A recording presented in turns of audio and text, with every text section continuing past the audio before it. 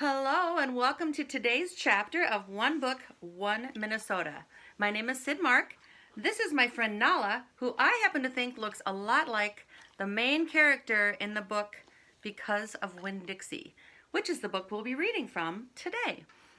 This book is written by Minnesota author Kate DiCamillo and published by Candlewick Press.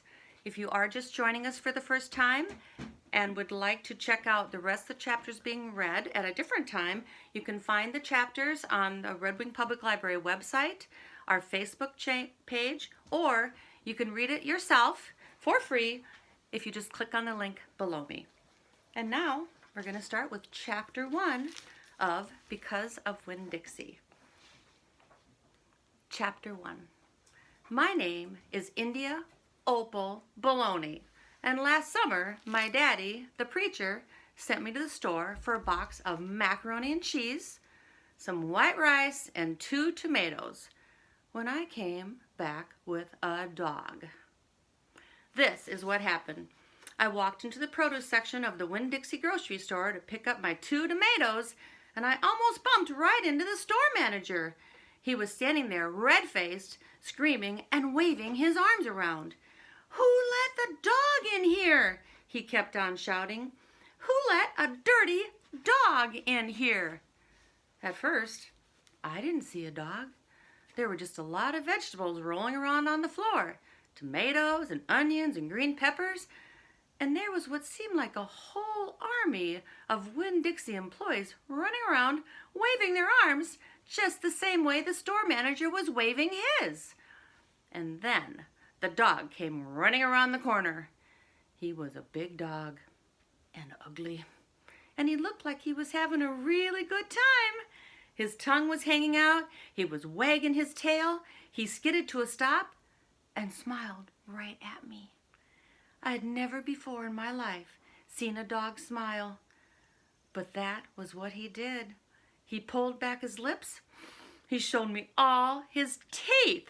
Then he wagged his tail so hard that he knocked some oranges off a display, and they went rolling everywhere, mixing in with the tomatoes and onions and green peppers. The manager screamed, "Somebody grab that dog!" The dog went running over to the manager, wagging his tail and smiling. He stood up on his hind legs. You could tell that all he wanted to do was get face to face with the manager and thank him for the good time he was having in the produce department. But somehow he ended up knocking the manager over. And the manager must have been having a bad day, 'cause lying on the floor right in front of everybody, he started to cry.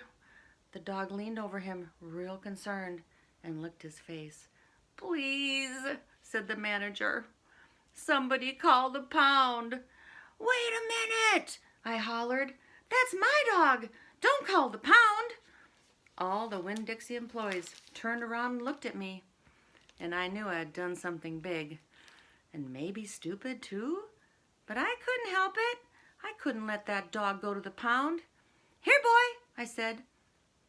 The dog stopped licking the manager's face, put his ears up in the air, and looked right at me, like he was trying to remember where he knew me from.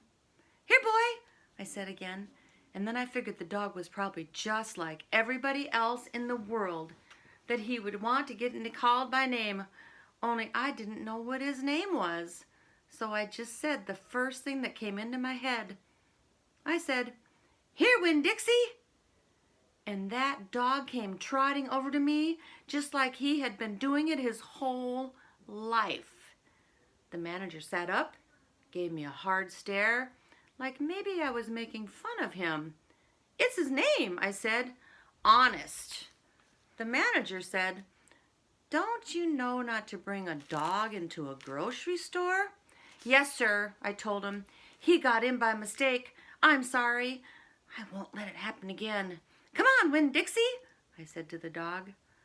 I started walking, and he followed along behind me as I went out of the produce department, down the cereal aisle, and past all the cashiers and out the door. Once we were safe outside, I checked him over real careful, and he didn't look that good. He was big but skinny. You could see his ribs, and there were bald patches all over him, places where he didn't have any fur at all. Mostly, he looked like a big piece of old brown carpet that had been left in the rain. "You're a mess," I told him. "I bet you don't belong to anybody." He smiled at me. He did that thing again where he pulled back his lips and showed me his teeth. He smiled so big that it made him sneeze. It was like he was saying, "I know I'm a mess. Isn't it funny?" It's hard not to immediately fall in love with the dog who has a good sense of humor. "Come on," I told him. "Let's see what the preacher has to say about you." And the two of us, me and Winn-Dixie, started walking home. That's the end of chapter 1. See you for the next chapter. Thank you for listening.